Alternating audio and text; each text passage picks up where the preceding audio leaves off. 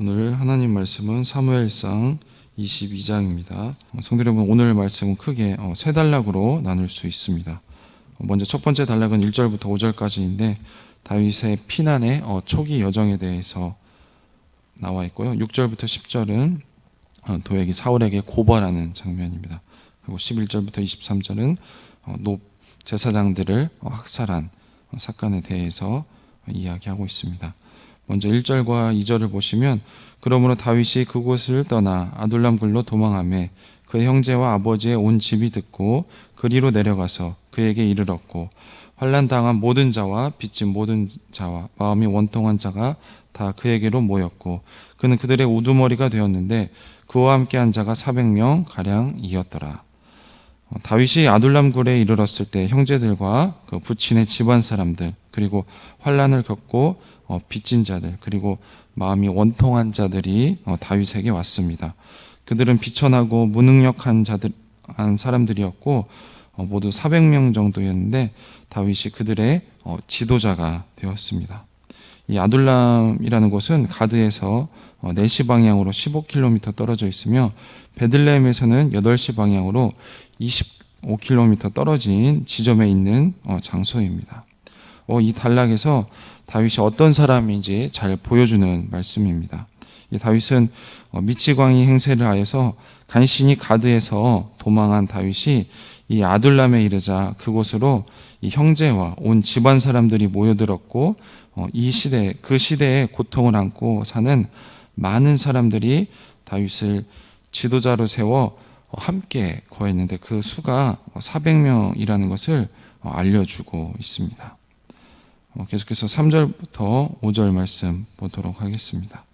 다윗이 거기서 모압 미스베로 가서 모압 왕에게 이르되 하나님이 나를 위하여 어떻게 하실지를 내가 알기까지 나의 부모가 나와서 당신들과 함께 있게 하기를 청하나이다 하고 부모를 인도하여 모압 왕 앞에 나아갔더니 그들은 다윗이 요새에 있을 동안에 모압 왕과 함께 있었더라. 선지자 갓이 다윗에게 이르되 너는 이 요새에 있지 말고 떠나 유다 땅에 들어가라. 다윗이 떠나 헤레스풀에 이르니라. 400명이지만 작지만 세력을 형성한 다윗이 이 모압 땅 미스베로 가서 이 모압 왕의 용병 생활을 하려고 했습니다. 이 미스베라는 곳은 정확한 위치는 알 수 없지만 이 다윗의 상황이나 그리고 모압 왕을 만났다는 점 그리고 이 미스베라는 뜻의 이름이 이 전망대임을 감안할 때 가장 적합한 곳은 학자들은 이 세렛강과 아르논 강 사이에 있는 모압의 수도 이 기라렛으로 생각할 수 있다고 합니다. 하지만 확실하지는 않습니다. 다윗은 이 모압 왕에게 자기의 부모를 지금 의탁을 하고 있습니다. 이러한 결정의 배경에는 다윗 자신에게 모압 여인 이 루세피가 섞여 있다는 점과 모압 왕 역시 사울을 원수로서 다윗의 힘과 합할 수 있다는 점이 아마 고려되었을 것입니다. 다윗은 모압 왕이 자신을 배신할 것에 대해서는 염려하지 않아도 되었습니다. 이 다윗이 어느 요소에 얼마나 머물렀는지는 알 수 없지만 이 자신의 변화된 신분에 적응하고 앞으로의 일을 생각하는 기간이 되었을 것입니다. 다윗이 이후의 행보에 대해서 고민하고 있을 때 선지자 갓이 다윗에게 요새에 머물지 말고 유다 땅으로 가라고 조언을 하고 있습니다. 다윗이 찾아간 이 헤렛수풀은 아마도 그일라 근처일 것입니다. 이 갓이 다윗에게 유대 땅으로 들어가라고 한 것은 다윗이 여전히 사울의 추격을 더 받아야 했고 그 과정에서 이스라엘 백성이 사울의 경쟁자라는 것을 그의 새로운 신분을 인식할 수 있도록 해야 했기 때문입니다. 그래서 훗날 사울이 죽었을 때 다윗이 사울의 사위이자 후계자 자격으로 왕국을 상속받는 것은 하나님의 뜻이 아니라는 것입니다. 그는 하나님께서 새롭게 선택하신 기름 부음 받은 자로서 새 왕조를 열어야 할 사람입니다. 직접적으로 다윗의 이런 행보는 사울을 굉장히 자극을 합니다. 이후에 나오겠지만 그 결과 사울은 이 높당의 제사장들을 학살하였고, 이는 백성들이 사울에 대하여 결정적으로 실망하는 원인이 되었으며, 이 반대로 다윗은 제사장 아비아다를 수하로 거두면서 제사장 세력을 자기 편으로 만들 수 있는 계기가 되었습니다. 즉 이 일로 다윗과 사울 간에는 더는 인간적인 유대가 남아있지 않게 되고, 사울이 더는 왕 자격이 없음을 백성들도 알게 되는 그런 계기가 된 사건입니다. 6절부터 8절입니다. 사울이 다윗과 그와 함께 있는 사람들이 나타났다함을 들으니라. 그때 사울이 기브와 높은 곳에 손에 단창을 들고 에셀나무 아래 앉았고, 모든 신하들은 그 곁에 섰더니 사울이 곁에 선 신하들에게 이르되, 너희 베냐민 사람들아 들으라. 이새의 아들이 너희에게 각기 밭과 포도원을 주며 너희를 1000부장 100부장 삼겠느냐.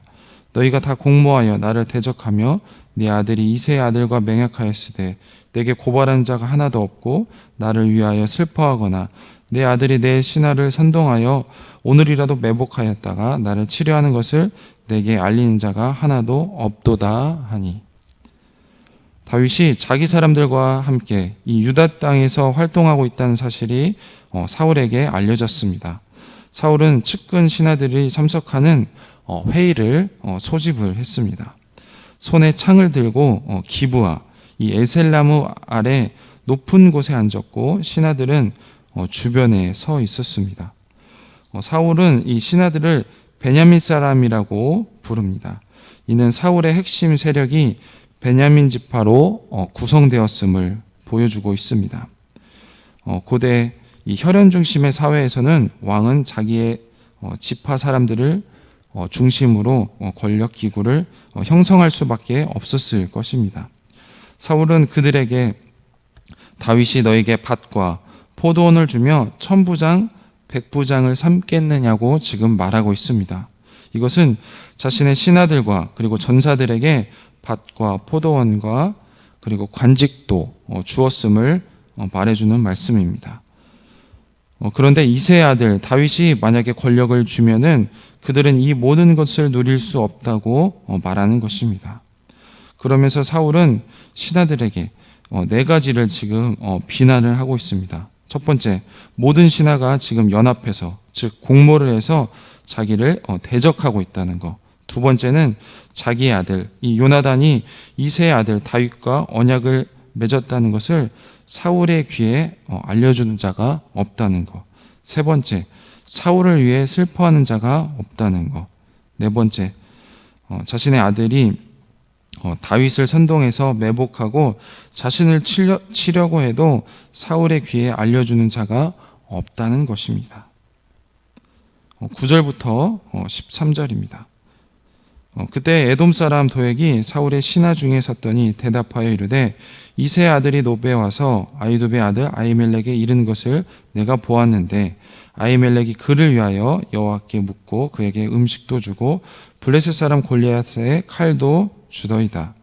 왕이 사람을 보내어 아히두베의 아들 제사장 아히멜렉과 그의 아버지 온 집에 곧 노베에 있는 제사장들을 부르매 그들이 다 왕께 이른지라. 이런 굉장히 심각한 분위기 속에서 아무도 사울에게 말하려고 하지 않은 때에 이 에돔 사람 도액이 나서서 다윗이 노베에서 아히두베 아들 아히멜렉을 만났다는 것과 아히멜렉이 그를 위하여 하나님의 뜻을 묻기도 하고 음식과 칼을 제공했다고 고발을 하고 있습니다.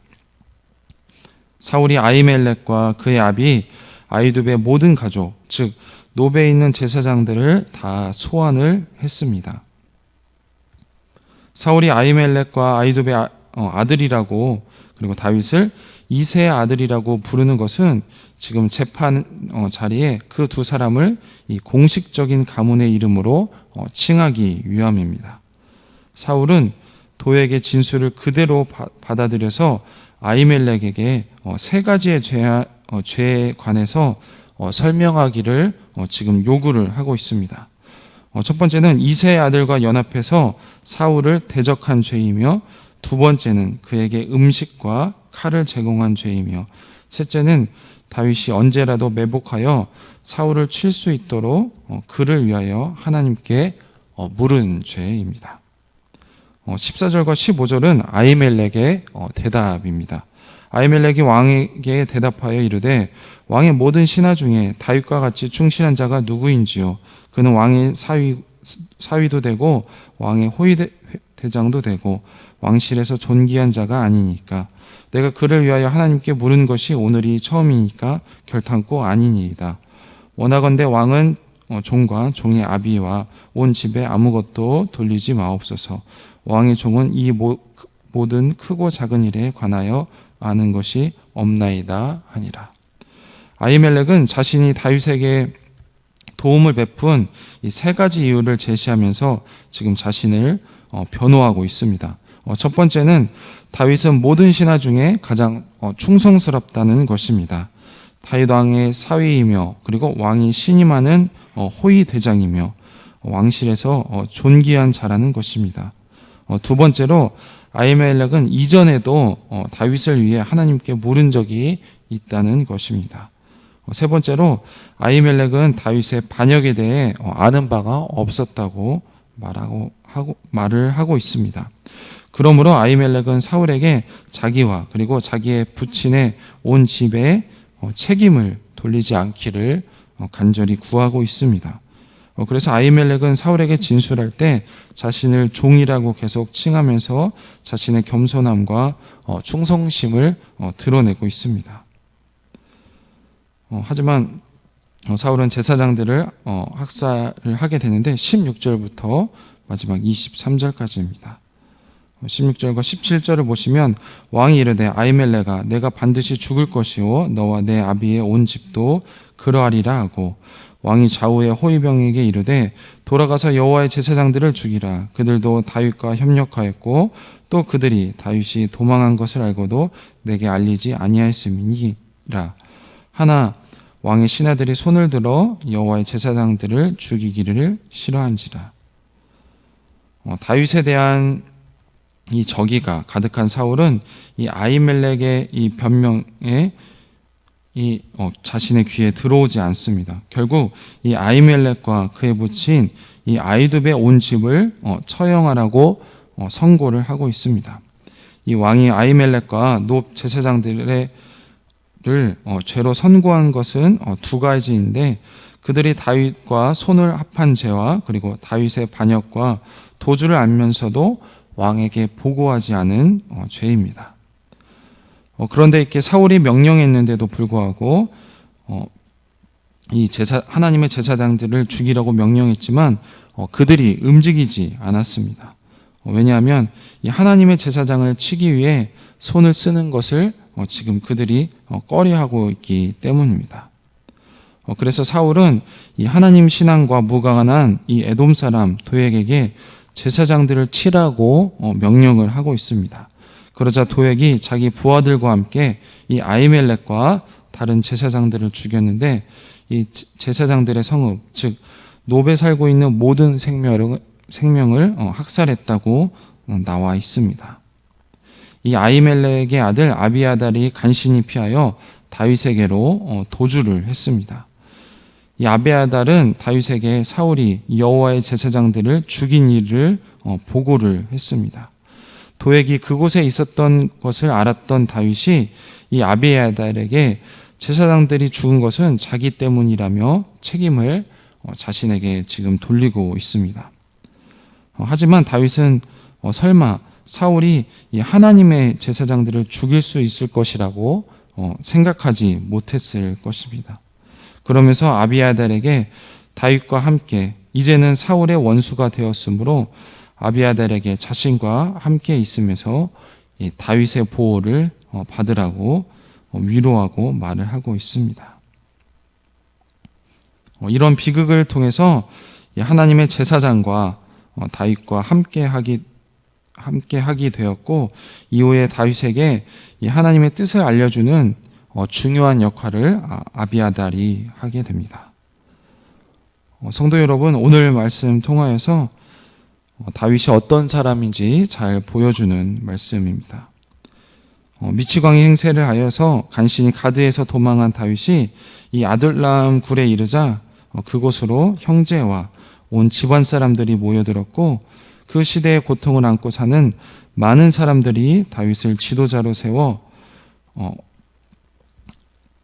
세웠는데 그 수가 400명에 이르렀다고 말을 하고 있습니다. 하지만 반대로 사울은 고향 지금 기브아에 이르렀을 때 고향 사람들이 자기를 위해 다윗의 행적을 고소한 자가 하나도 없다고 불평을 하고 있습니다. 자신의 고향 사람이 아닌 이 에돔 사람 도액만이 이 사울에게 협조를 하고 있습니다. 진심으로 자기를 맡기고 충성하는 사람을 둔 이 다윗과 이 보상이 주어져야만 협조하는 부하를 둔 사울의 모습을 대조가 되고 있습니다. 우리는 이렇게 신기루 같은 권력을 위해 인생을 허비하는 인생을 살면은 안 되겠습니다.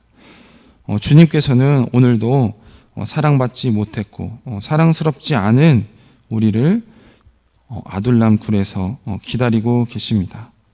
그러므로 우리는 우리가 그리고 우리의 가정이 우리의 공동체가 아둘람 굴이 되어서 비천하고 무능력한 자들이 우리 곁에 올 수 있도록 그런 하나님의 자녀다운 삶을 살아야 할 것입니다. 두 번째로 이 도액의 고발 사건에서 우리가 볼 수 있는 장면이 있습니다. 베냐민 지파 부하들 중에서는 사울을 돕는 자가 없었지만 이 에돔 사람 도액만이 이 아히멜렉과 다윗 사이의 대화에서 들은 것 중에 사울이 듣고 싶어하는 부분만 왜곡해서 전달을 하는 것을 볼 수가 있습니다. 분명 이 제사장 아히멜렉은 다윗에게 음식과 무기를 내주었지만 지금 도액은 아히멜렉이 사울을 배반하고 다윗에게 협력했다는 인상을 풍기게 하는 것입니다. 사울 역시 율법에 나온 대로 이 두세 사람의 증인이 필요하지만 그런 일치된 증언을 찾아야 했지만 이 자신이 기다렸던 대답을 이 도액이 해주자 제사장 아히멜렉과 다른 제사장들과 그 온 가족을 죽이기로 결정을 했습니다.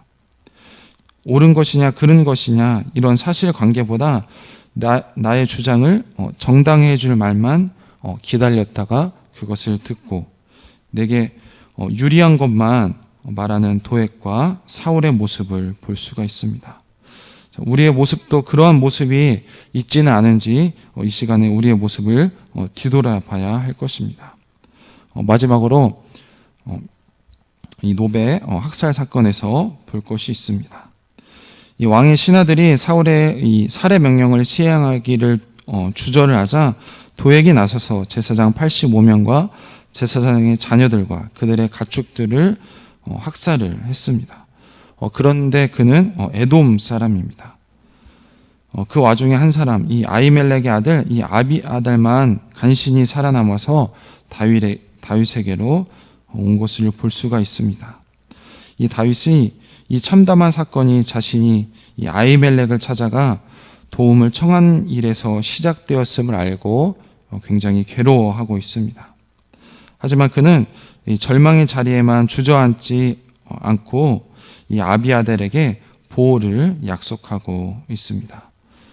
성도 여러분, 우리의 성공과 우리 행복의 뒤편에는 우리가 알게 모르게 우리가 저지른 일 때문에 희생당하는 선의의 피해자가 있을지도 모르겠습니다. 그러므로 우리는 늘 하나님 앞에서 겸손해야 되고 우리에게 주신 하나님께서 생명과 힘을 하나님의 나라와 하나님의 의를 위해서 써야 하는 우리 모든 성도님들이 되시기를 소망합니다. 우리 기도하도록 하겠습니다. 하나님 감사합니다. 오늘 다윗의 도피 생활을 통하여서 다윗이 어떤 사람인지 그리고 하나님 어떤 분인지 알게 되었습니다. 이 아둘람 굴에 이르렀을 때 도망자이지만 많은 사람들, 그의 형제들과 그의 고향 사람들과 그리고 갈데없고 비천하고 볼품없는 사람들이 다윗에게 모여들었습니다. 하나님 다윗의 어떤 사람인지 보여주는 말씀입니다. 하나님 우리에게도 이렇게 아둘람 군처럼 힘이 없고 비천하고 그리고 무능력한 사람들이 우리 곁에 다가올 수 있도록 우리가 하나님의 자녀로서 삶을 잘 살아갈 수 있도록 그리고 그들을 위로하고 격려하는 삶을 살 수 있도록 하나님 도와주시옵소서. 또한 그렇게 모여들었던 다윗과 다르게 사울은 보상만 하는 사람들만 모여들었습니다. 하나님 우리도 그런 신기로 같은 권력을 탐하는 것이 아니라 오로지 하나님만 섬기는 우리가 될 수 있도록 도와주시옵소서. 또한 도액과 사울의 모습에서 내 주장만 정당해 줄 말만 가려듣고 그리고 내게 유리한 것만 말한다면 우리도 도액과 사울과 같은 사람입니다. 공정하게 하나님 앞에서 사실만을 말하고 진실만을 말하는 우리가 될 수 있도록 도와주시었고 때로는 우리가 듣기 마음이 아프더라도 그런 하나님의 말씀 그리고 나에게 충고하는 말씀을 잘 듣는 우리가 될 수 있도록 하나님 도와주시옵소서. 또한 다윗이 자기로 인해서 피해를 받았다고 생각할 때 주저하지 않고 아비아달에게 보호를 약속하는 모습을 봤습니다. 우리도 늘 겸손하게 하나님 앞에서 하나님께서 우리에게 주신 자원과 힘을 하나님의 나라와 의를 위해서 사용하는 다윗과 같은 그런 인생을 살 수 있도록 하나님 우리를 붙들어 주시옵소서. 감사드리며 예수님 이름으로 기도했습니다. 아멘.